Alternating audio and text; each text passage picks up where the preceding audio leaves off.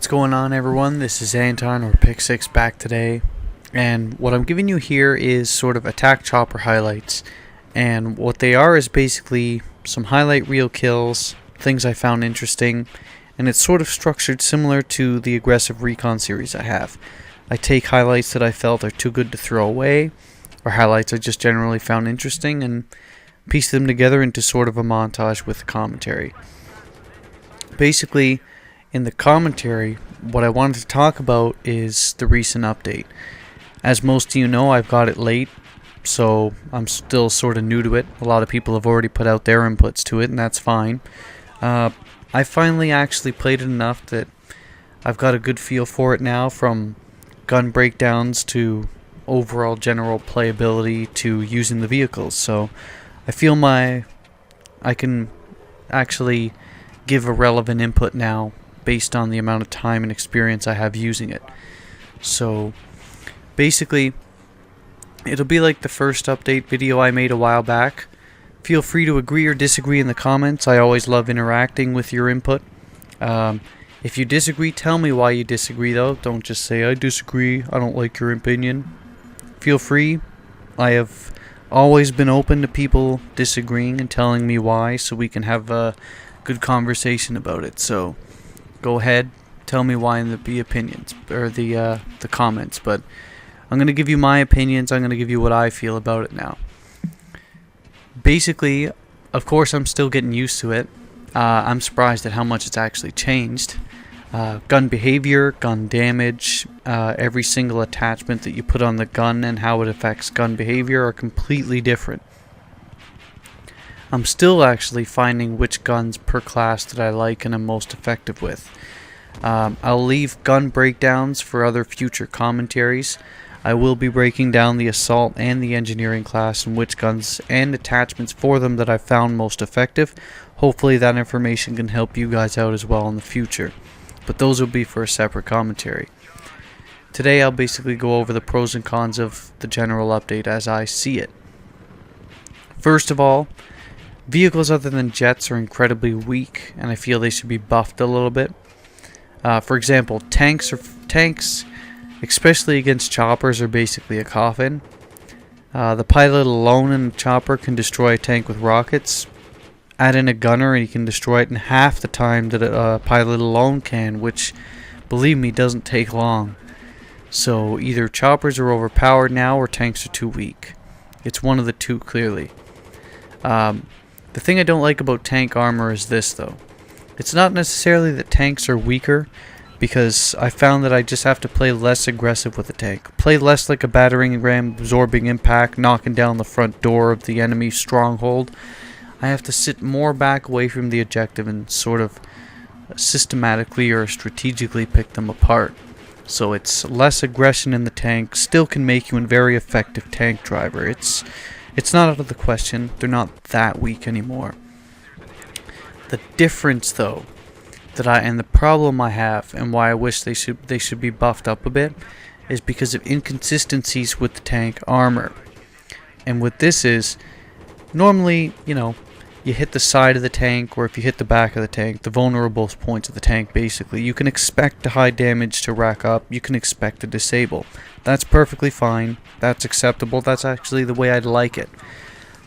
The problem is in the update, I found inconsistencies in the armor. Meaning, I'll put the armored part of the most heavily armored part of the tank to the front facing my opponent, like say another tank or engineers. And more often than I'd like, it seems as if it's a one-hit disable. Like, he might hit the very front, he might hit the turret, but it seems as if I'm down to 25 or 17% health left on my tank. And that happens far too much. I found as if it seems as if they've lowered the armor on the tank enough now that you can't really reliably predict, when you'll be disabled. It seems as if it's random. And I do not like inconsistencies in video games. I believe it has no part in it. I like consistency. That's what makes a good video game, I feel, is consistency. So that's the problem I have with armor on tank. And choppers seem a little overpowered too. Suppression, though, my next point, is what I've been hearing a ton of complaining about. Some hate it, some love it. To me, I'm stuck in the middle. Stuck in the middle with you. I like that they tried to add a more realistic approach to the game.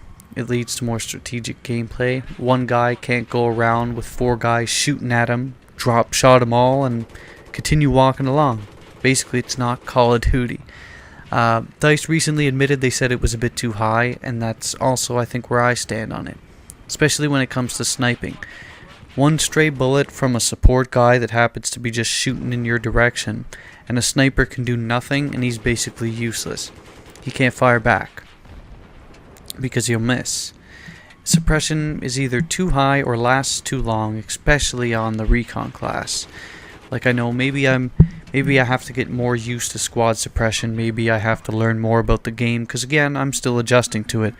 But it seems as if to me it's too high or it lasts too long in certain situations, especially against the recon class. Because I love the aggressive recon, you guys know me as a sniper, but I felt the updates made it very difficult to play on now, especially in Operation Metro, because it seems as if bullets just fly. My main issue with suppression though is this, and this is the logic behind it. It seems as if, to me at least in my encounters, I've seen where if 2 guys fire at each other and they hit each other, suppressive effects don't really exist or they're very low. But it seems as if people fire at each other and miss, suppressive effects are quite high. So if you follow the logic in this, it's actually better to miss first and then actually hit your target, because that way you can damage him, and when he fires back, he misses. When 2 guys, it seems as if, and this has been happening to me a lot, and this is the concern I have with suppression. Even though I fire first and I hit my target, if he fires a split second later and he misses and I become suppressed, suddenly I can't finish him.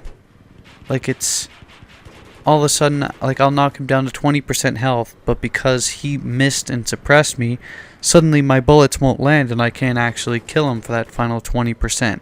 And that happens a lot. That happens far too much in my opinion. I think if suppressive effects are going to be there at all, it should be even more enforced when the target's being hit. Not so much when he's missing. Because, again, following the logic, it seems as if missing first puts you at a better advantage than actually hitting your target. And that's not how it should be. That seems a little bit screwed up, seems a little bit backwards to me. That's the problem I have with suppression.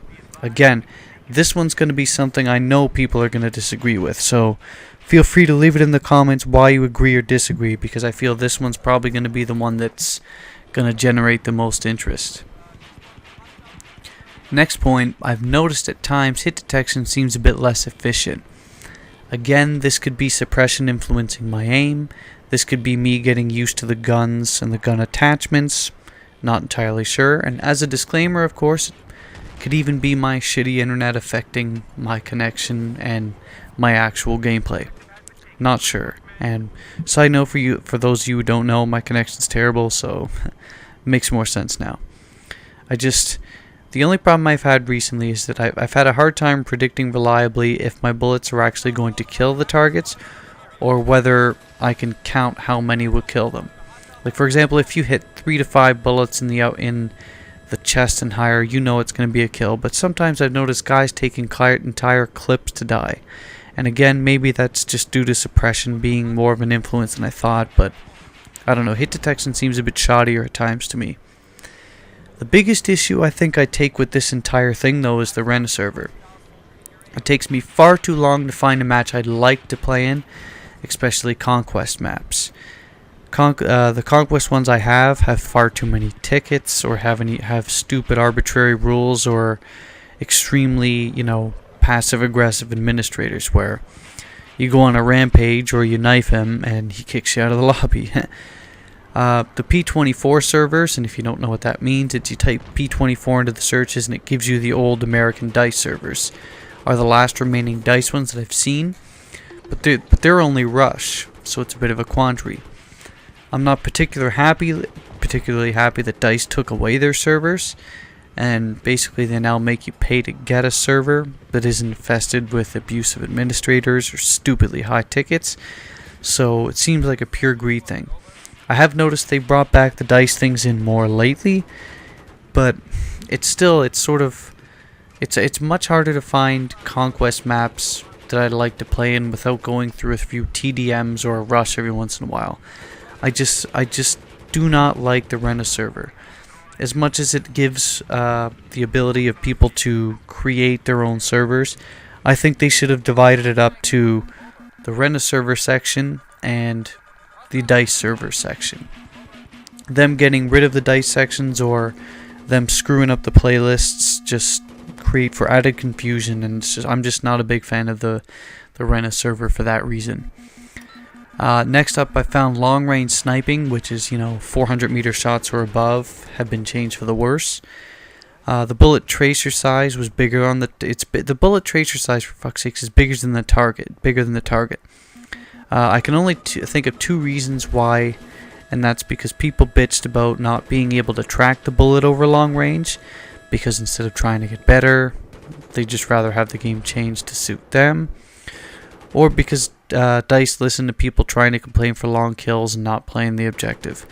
But the thing is, because Battlefield's an open-ended game, I prefer that they would actually just leave it open-ended. Don't influence the sniping, leave it the way it should be. I do like some of the changes of the gun behaviors. The A91 before was quite overpowered because it was an extremely high fire rate burst gun with absolutely no recoil.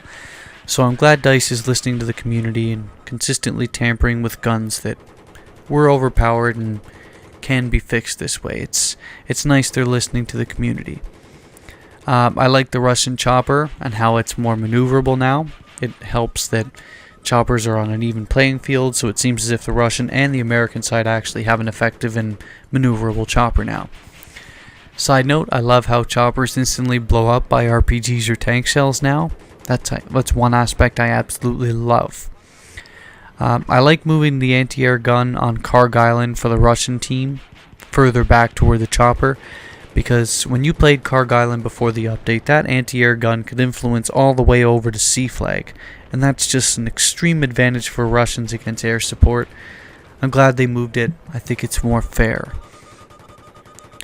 The jury's still out to me on stingers and their range, and how lock-ons from stingers, jets and choppers are very quick now. I'm still sometimes surprised by it. I do feel, however, jets are quite overpowered now if rookies consistently decide to use heat seekers as well. I'm not entirely certain why they sped up lock-ons on vehicles. I've seen a couple of different commentaries on how they call choppers flying coffins because all the jets do is target choppers, and a lot of people use heat seekers now, and since the choppers can't really get away on time, makes it a much more problematic scenario. I don't like how powerful C4 is against tanks now, or maybe it's just tanks are weaker.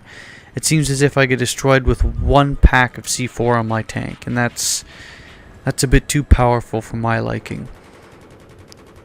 Like I said earlier, choppers are a bit overpowered now, especially against tanks.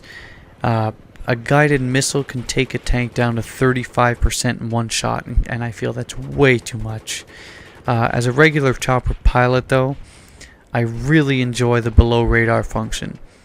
I fly low all the time, and I like the fact that if you can't match my low flying skill, you won't be able to get a lock on me. I really enjoy that aspect of it, because it wasn't even, you would unlock it before the update, but it would have absolutely no influence on the match. It actually does now. I enjoy that. Basically, I hated the update when I first tried it, like many people did. The more I played it, though, the more I can get past the deficiencies that I listed above. It's not that I do find them quite aggravating. I do like playing without the update because a lot of my friends still refuse to come to the update. But I am getting more used to it. I'm still learning it. Hopefully I'm enjoying it much.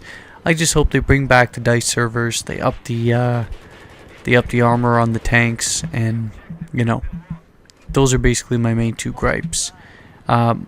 basically more updates on the pros and cons, gun breakdowns, and aggressive recon to come in the future. Thanks for watching.